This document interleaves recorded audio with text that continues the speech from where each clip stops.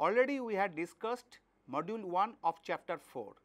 The title of the chapter 4 was characterization of Banach spaces. In module 1 we have discussed on convex sets. Today we shall discuss on module 2 of chapter 4. The title of module 2 of this chapter is equivalent norms and series in Banach spaces. Given a linear space, we shall define a norm, and simultaneously we shall also define a norm which is equivalent to the norm already defined on a linear space, and we shall show some basic results on equivalent norms. Also in this module we shall discuss on characterization of completeness of a nonlinear space in terms of the infinite series. That is why a nonlinear space is complete whenever an infinite series is convergent. In this module 2, we shall discuss on equivalent norms and series in Banach spaces.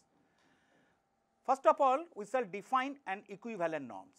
Let capital X be a linear space. A norm, that is norm 1 on X, is said to be equivalent to a norm 2 on X if there are positive reals A and B such that for all X belonging to capital X, we have A into norm of x2 is all less or equals to norm of x1 is less or equals to b into norm of x1.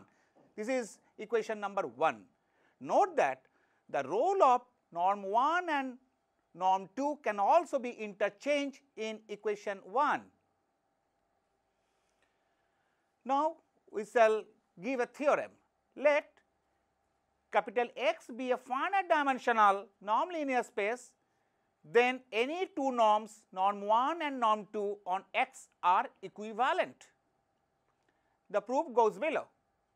Let dimension of X is equal to n, say. So, there are n numbers of basis vectors, and we have assumed that E1, E2 dot dot dot En be a basis for capital X.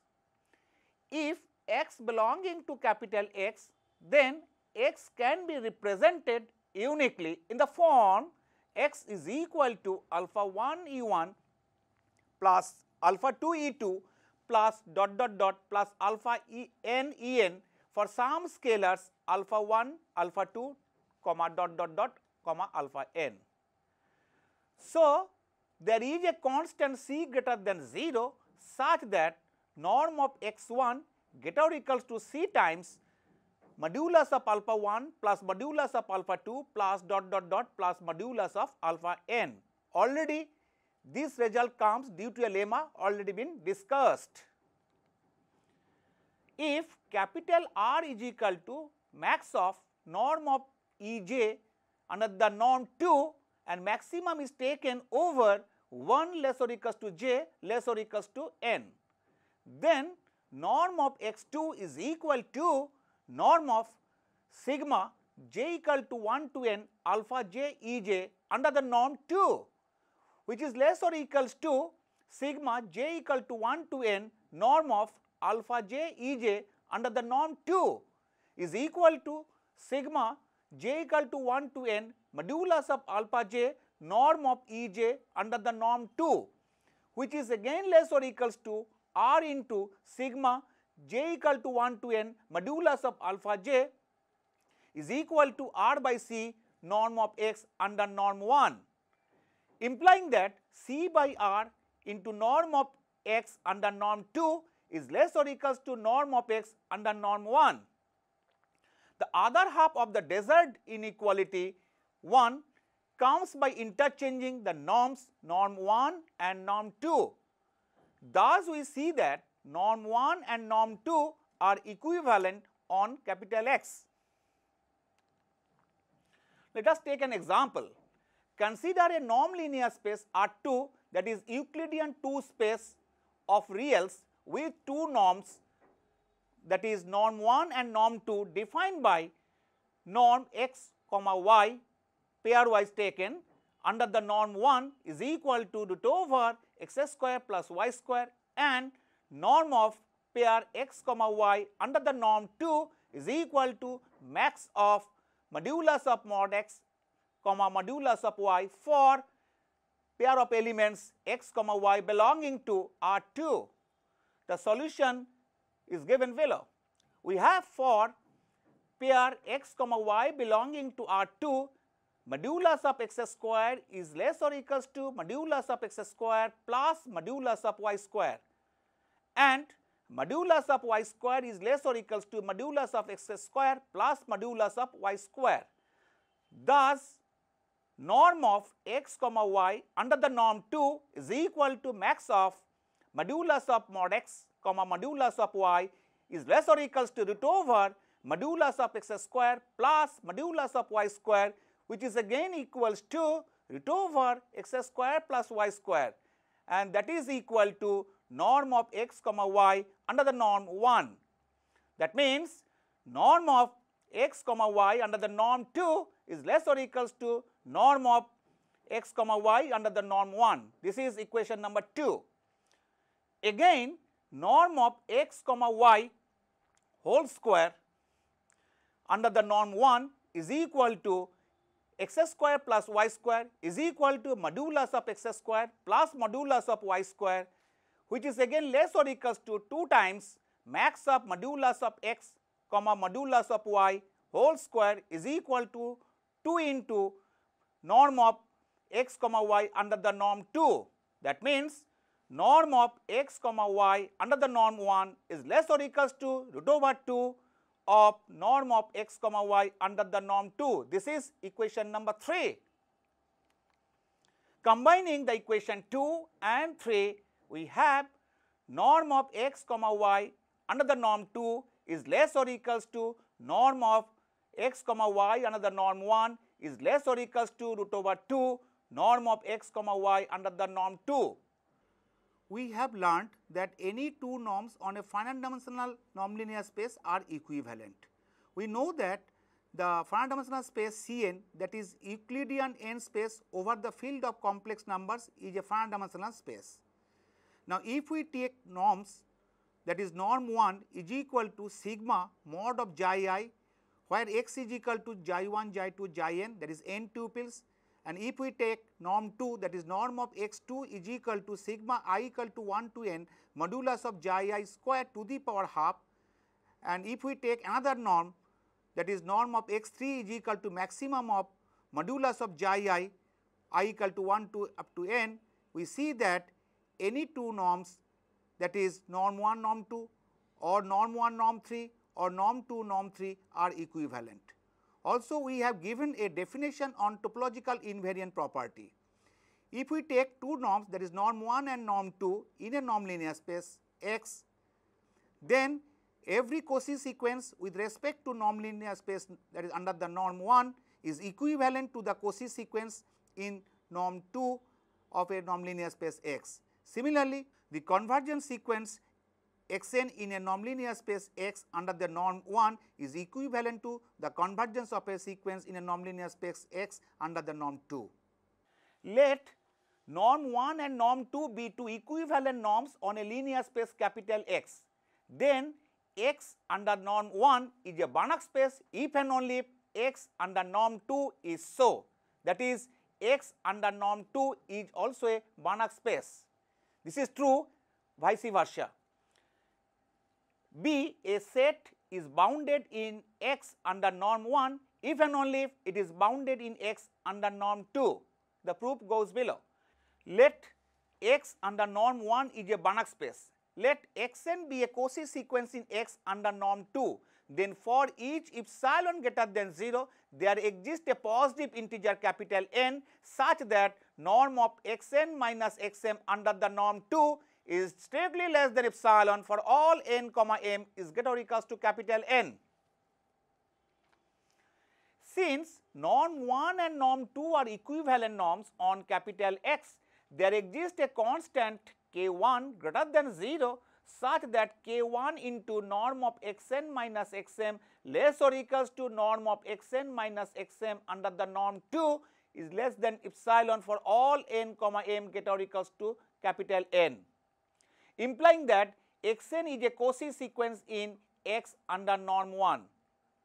But X under norm 1, that is nonlinear space X under norm 1 being complete, sequence xn converges in X under norm 1. Let norm of xn minus x tends to 0 as n tends to infinity, the norm is taken under the norm 1.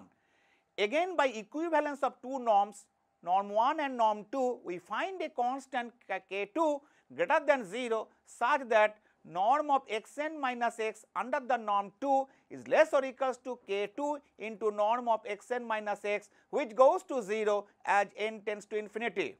Hence, x is a Banach space under the norm 2. The converse part follows similarly by interchanging the role of norm 1 and norm 2. Now, for the proof of B, let B is a subset of X and it is bounded in X under the norm 1. Then there exists a constant capital M greater than 0 such that norm of X under the norm 1 is less or equals to M for all X belongs to capital B.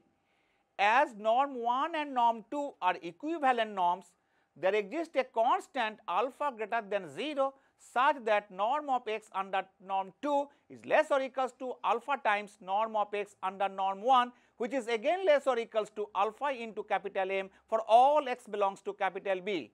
Hence, B is bounded in a nonlinear space X under the norm 2. In this connection, let us take a note.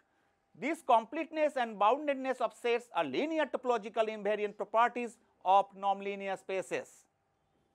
Now, we shall introduce an infinite series on a nonlinear space, and with this introduction of the infinite series, we shall give the characterization of a completeness of a nonlinear space, and thereby we shall show that when a nonlinear space will be a Banach space under the convergence of an infinite series. Let us take X be a nonlinear space and let us take a sequence of elements xn, and we take an infinite series sigma n equal to 1 to infinity xn, where xn belonging to capital X. Now, we shall take a partial sum denoted by Sn, which is equal to x1 plus x2 plus dot dot dot plus xn. Now, we say that the infinite series sigma n equal to 1 to infinity xn, where xn belonging to capital X converges to an element S belonging to capital X if and only if the sequence Sn, where Sn is equal to x1 plus x2 plus dot dot plus xn converges to S. That means, norm of Sn minus S tends to 0 as n tends to infinity. That means, for every epsilon greater than 0, there exists a positive integer capital N such that norm of Sn minus S is strictly less than epsilon whenever n is greater or equals to n, that is n greater or equals to capital N, where n is a positive integer. And we write in this case sigma n equal to 1 to infinity xn is equal to S, and S will be called the sum of the infinite series sigma n equal to 1 to infinity xn. That means, limit n tends to infinity Sn is equal to S, where Sn is equal to x1 plus x2 plus dot dot dot plus xn, and S is equal to sigma n equal to 1 to infinity xn. Now, Sn is called the nth partial sum of the infinite series sigma n equal to 1 to infinity xn. Now, let us take a theorem. Let series, that is sigma n equal to 1 to infinity xn, be an infinite series in a Banach space capital X. Then the series sigma n equal to 1 to infinity xn converges if and only if for each epsilon greater than 0, there exists a positive integer capital N such that norm of xn plus 1 plus xn plus 2 plus dot dot dot plus xn plus k is strictly less than epsilon for all n greater or equals to capital N and k equal to 1, 2 and so on. The proof goes below. Let us take a partial sum Sn is equal to x1 plus x2 plus dot dot dot plus xn. Then Sn plus k minus Sn is equal to xn plus 1 plus xn plus 2 dot dot dot plus xn plus k. So, the condition of hypothesis asserts that Sn is a Cauchy sequence in X, and by completeness of capital X, we see that sequence Sn converges to an element of capital X, that is sigma n equal to 1 to infinity xn is convergent. The converse part follows trivially. Now, let us take a definition. An infinite series sigma n equal to 1 to infinity xn in a nonlinear space capital X is said to be absolutely convergent if and only if the infinite series sigma n equal to 1 to infinity norm of xn is convergent. In this connection, we get a theorem. A nonlinear space capital X is a Banach space if and only if every absolutely convergent series in capital X is convergent. By an absolutely convergent series, we mean that an infinite series sigma n equal to 1 to infinity xn in X if and only if the infinite series sigma n equal to 1 to infinity norm of xn is convergent. The proof goes below. Let capital X be a Banach space and let sigma n equal to 1 to infinity xn be an absolutely convergent series in X. As sigma n equal to 1 to infinity xn is absolutely convergent, by definition sigma n equal to 1 to infinity norm of xn is convergent. That means, for every epsilon greater than 0, there exists a positive integer capital N such that norm of xn plus 1 plus norm of xn plus 2 plus dot dot norm of xn plus k is strictly less than epsilon for all n greater or equals to capital N, k equal to 1, 2 and so on.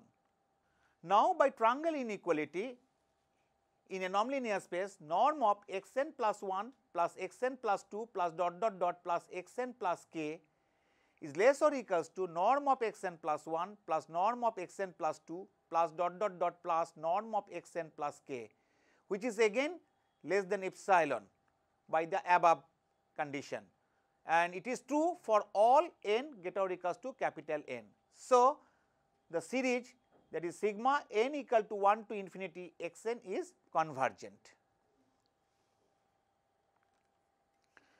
Conversely, let capital X be a nonlinear space in which every absolutely convergent series in X is convergent. We shall now show that X is a Banach space. Let sequence xi be a Cauchy sequence in X. Then we can find a sequence of positive integers nk with n1 less than n2 less than nk less than and so on, such that norm of xn plus k minus xnk is strictly less than 1 by 2 to the power k, where k is equal to 1, 2 and so on. It is possible due to, that means for every positive integer k, we can find n1 less than n2 less than nk less than so on, such that norm of xn plus k minus xnk strictly less than 1 by 2 to the power k, where k runs from 1, 2 and so on, and therefore, sigma n equal to 1 to infinity norm of xn k plus 1 minus xnk is convergent. Already we have norm of xn k plus 1 minus xnk is less than 1 by 2 to the power k.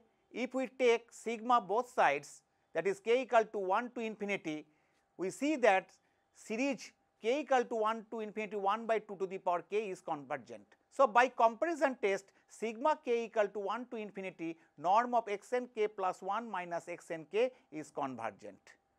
Since every absolutely convergent series is convergent, we see that sigma n equal to 1 to infinity norm xn k plus 1 minus xn k is convergent, which implies that sigma n equal to 1 to infinity xn k plus 1 minus xn k is absolutely convergent in capital X. and hence by assumption sigma k equal to 1 to infinity x n k plus 1 minus x n k is convergent in capital X. Thus, nth partial sum, that is S n is equal to x n 2 minus x n 1 plus x n 3 minus x n 2 plus dot dot dot plus x n k plus 1 minus x n k, which is equal to x n k plus 1 minus x n k. This is possible by mutual cancellation, and this S n is convergent, and hence sequence x n k is convergent. Thus, the Cauchy sequence x n has a convergent subsequence x n k, k equal to 1, 2 and so on, and is therefore convergent. Hence, capital X is complete, and consequently X is a Banach space. In this connection, let us take a problem. If sigma n equal to 1 to infinity x n be absolutely convergent series in a Banach space capital X, then norm sigma n equal to 1 to infinity x n is less or equals to sigma n equal to 1 to infinity norm of x n. Now, let us take a solution. Let k equal to 1 to infinity x k be an absolutely convergent series in capital X. Then sigma k equal to 1 to infinity x k is convergent in X, because every absolutely convergent series in X is convergent. Now, we have norm sigma k equal to 1 to n x k is less or equals to sigma k equal to 1 to n norm of x k. This is possible due to the triangle inequality in a non-linear space. And let n tends to infinity, and since norm function is continuous, we get norm sigma k equal to 1 to infinity x k is less or equals to sigma k equal to 1 to infinity norm of x k. Now, in this module what we have learnt? We have learnt equivalent norms, and we have learnt some definitions of equivalent norms and some basic results on it, and also we have cited some examples of equivalent norms. Also, we have proved on a result some topological invariant property on a equivalent norms. Also, we have introduced an infinite series on a nonlinear space, and we have shown that infinite series is convergent under what condition. We have learnt an absolutely convergent series. We have given a definition that absolutely convergent series, convergence of a series. We have proved a result on the series on a nonlinear space, that every absolutely convergent series is convergent. Also, we have proved on a result, that is the completeness criteria of a nonlinear space. Under what condition a nonlinear space will be complete, that is a nonlinear space will be a Banach space. So, in this connection we have proved a result that a nonlinear space is a Banach space if and only if every absolutely convergent series is convergent. With this, we now come to an end of this module 2.